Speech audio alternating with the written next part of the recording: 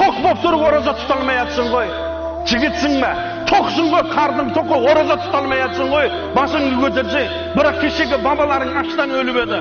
Аштан өлсе де дінін сатпаған еді, иманын сатпаған еді. Бір әйелге айтып жатыр, сіз ораза тұтпай қойыңыз, фидияңызды беремін. Сіз енді қартайып қалдыңыз ғой десем, жаңағы әйел айтады, жоқ дейді. Қан енді оразамен шөлдеп тұрып, тамағым құрып өлсем еді, арманым жоқ еді дейді.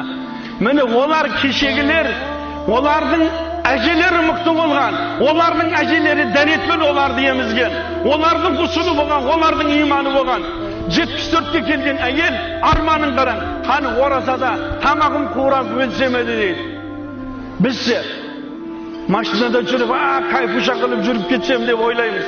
Бірақ сол кайфушамен өліп кетсеңші, біреуге азар беріп өліп кетсеңші, біреудің ақысын жеп өліп кетсеңші, біреудің қызының намысына тиіп өліп кетсеңші, біреудің бір тиын ақысын жеп өліп кетсеңші, өлімнен ешкімді құтқара алмайды ағайын.